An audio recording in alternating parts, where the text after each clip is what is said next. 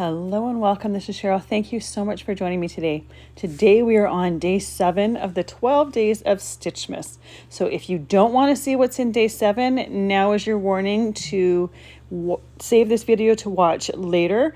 I'm going to open up this window and then I'm going to create a little project with whatever is inside. So once we open it up, it is a warm wishes sentiment. I absolutely love it. It works perfectly with several of the other stitching dies that are in this calendar and absolutely perfect for winter cards in this season. I have to say the glue dots that Spellbinders is using in these calendars, fantastic. They hold very, very well. So here we have this Windows die. There is a shadow die and then the words warm wishes. The word warm is the one that you do the stitching on and wishes is just a script. Now there are some teeny tiny pieces in this sentiment. I'm doing some ink blending on my words. I wanted to kind of create a bit of an ombre look. There's some little teeny tiny pieces. I'm eliminating those here. At this point when I'm doing this, I wasn't sure if I was going to need them once I put the assembly of the words together. I wasn't sure if it was going to be missed, but I don't miss it at all. So the first color that I'm using, the cardstock here that I'm using is Waterfall cardstock from Spellbinders. And the colors I'm doing the ink blending with is Salvage Patina for the first color, and then I used Lucky Clover for a little bit darker.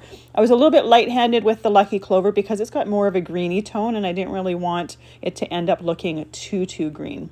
Now I created another snowflake background. It just works with this one. I try not to repeat myself too often. So rather than just using a plain background, I decided to do a different technique just to show you another way to use this snowflake embossing folder. So I used some temporary adhesive just to kind of tack that embossed cardstock, and I have already let it dry and everything. I did it the night before.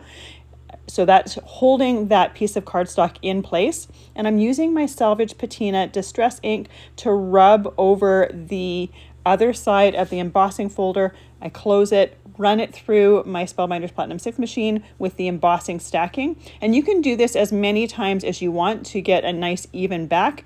Do keep in mind though that as you do this, your ink is going to get a little bit more darker each and every time. So if you're wanting it to stay light, you'll want a super light color to start with. But you do tend to need to do this a couple times because that distress ink tends to bead up a little bit on the embossing folder. But in the end, I absolutely love the look of it. That distress ink will just rinse right off that embossing folder and that temporary adhesive just rolls off as well. Before I start to do my stitching, I'm just going to glue my snowflake background onto my card so that it is ready to go when my stitching is done. And I also have the little toque as well as the earmuffs from the penguin die set from yesterday. And I'm going to create a little toque as well as a little earmuffs for this card as well. I thought it would be a nice addition and works well with the warm wishes sentiment. So my toque and my band for the earmuffs are die cut with teal topaz cardstock, and then I have the other details with white glitter cardstock to create a little bit of sparkle. I'm using the darker of the turquoise flosses in the add-on kit. So same with all of the other ones. I have that floss threaded, put it through the back, and then I'm using a little piece of Best Ever craft tape just to hold that in place. That way I don't have to worry about that thread end while I'm doing everything. The stitching style is very easy, exactly the same as the H from the Hoe die from, I think it was day 2. So you're just going to go through and do your stitching. I like to hold my piece with my pointer finger as well as my thumb, and then I use my ring finger and middle finger, sometimes my pinky, to hold the thread a little bit just to keep it out of my way. I didn't find that this thread twisted as much as the gold and the white thread, but if you do find that you're having it twist a little bit, this solution is exactly the same as the others. Just hold your piece up, let that thread hang below with the needle still on it, and it will untwist itself. It's very easy to get that untwisted. Now, each and every single time I'm cutting thread, I'm guessing at how much I'm going to need. And I got about halfway through this one and realized that I probably didn't cut enough. So I was just hoping I wasn't going to run out for the last stitch. And you'll see how close I got. once I have finished that W, I just use my needle to go behind the stitches on the back of that so that I have my thread secured. I don't have to worry about seeing any of that thread through the front or along the side of the front. It just keeps it nice and secure. I don't have to worry about that at all. These stitching dies are so nice to use. The projects or the dies in them, they're not complicated, and I love the fact, and I've said this in a few of the past videos, that it just gives you a time to pause and do something a little bit creative. You could even put on a movie and then do a little bit of stitching before you assemble your pieces. You can use the medium craft stacks. Most of the things can be held in there, so it's a great way to keep it organized and compact while you're doing your stitching. But a lot of it is not something that requires a whole lot of thinking and figuring out. It's just keeping your hands busy and doing some stitching. And then I use the thinnest of the Best Ever Craft tape for this. It also fits in those medium craft stacks, so you can take this on the go as well if you needed to go somewhere and wanted something, or wanted to keep busy while you were doing this. I think these are perfect for that. And I love the fact that they're adorable images, but they're not super complicated and not complicated projects. But there are a lot of these are ones that you can use for other things as well. Now, obviously, the Warm Wishes to me would only be a winter one. But the winter season is longer than Christmas, so you still get more use out of it than just for the Christmas season. I love that you can use it in January and sometimes February as well, depending on where you live. You can see how short my string is getting, or my floss is getting, and this is the point where I was positive I was going to run out.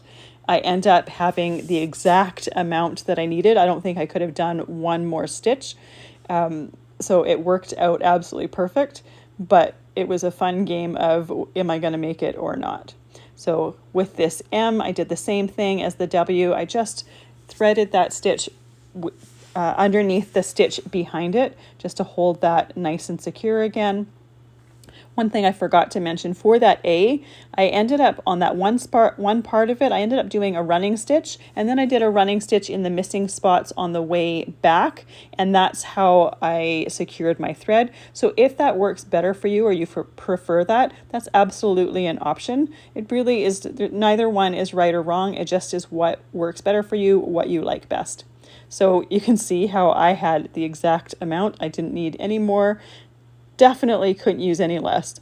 So I secured that with a little bit of Best Ever Craft tape, used my Spellbinders small scissors to cut the excess off. And then I'm using some Barely Art glue in a fine line bottle to put some glue on the back of that and glue that to the shadow. Now I like to use the Best Ever Craft glue because liquid glues give you a little bit of wiggle room.